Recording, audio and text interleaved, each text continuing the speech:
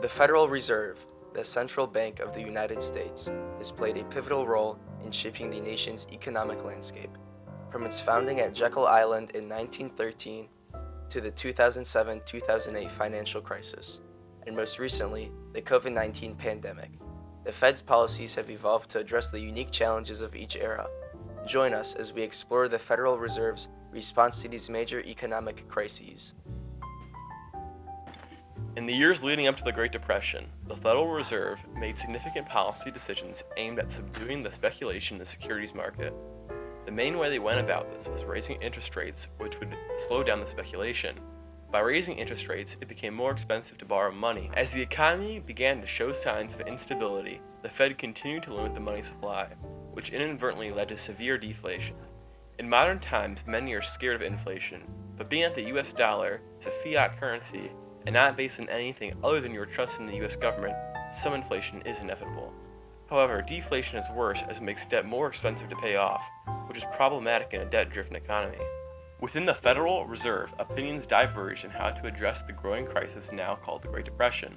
Some members believed in lending only to federal member banks, which make up the Federal Reserve, while others advocated for lending to commercial banks or a policy of liquidationism, in which no lending occurred to purge out the weak banks and businesses during an economic crisis, similar to the concept of natural selection. One critical shortcoming of the Federal Reserve's policy during the Great Depression was its failure to act as a lender of last resort. The constraints of the Fed's charter, which required strong collateral, meant that most banks were unable to secure necessary loans to stop them from going bankrupt. This was only amplified by the divergent views in the Fed, as it was hard to come to a consensus. The inability of the Federal Reserve to provide adequate support during the Great Depression led to significant reforms. The Banking Act of 1935 was introduced to expand the Fed's lending capabilities. The 2007-2008 financial crisis was precipitated by a housing bubble fueled by risky lending practices. Banks issued an excessive number of loans, many of which borrowers could not repay. This debt created by the loans was then sold off to mortgage-backed securities, of which were speculated on. In essence, there was a speculation on whether or not people would pay back their mortgages, which were being given out very loosely. The excessive loaning leading up to the 2008 financial crisis was funded by federal policy. At this point, the reserve ratio requirement was set to 10%.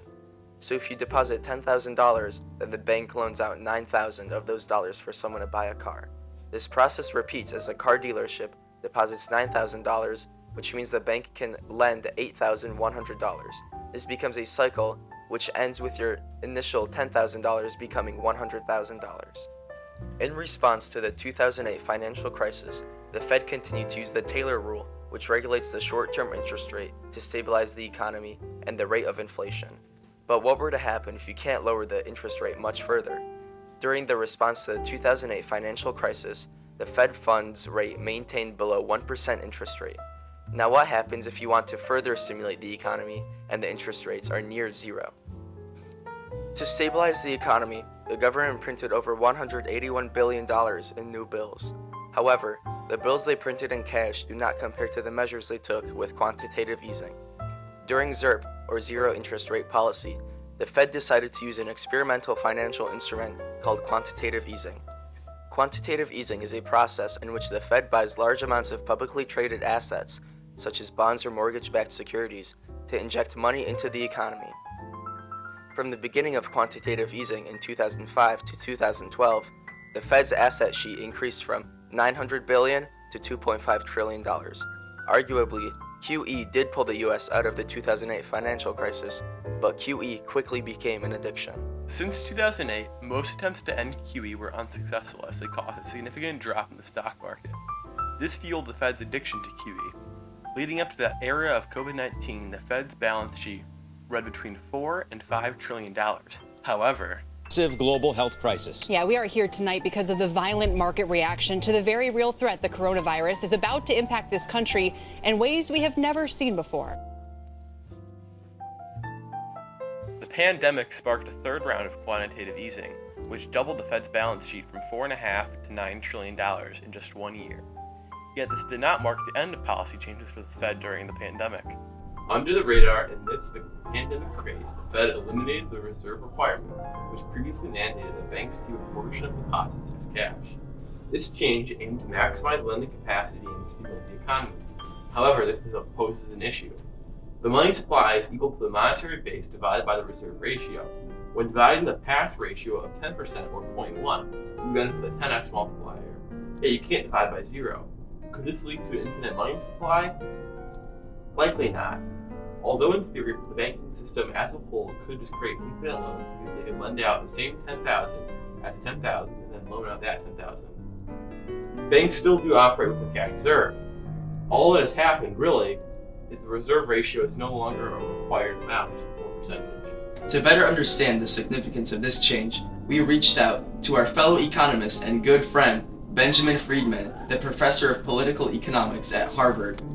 He explained that this change altered the banking framework from a limited reserve to an ample reserve, in which banks often hold lots of reserve, making the ratio unnecessary.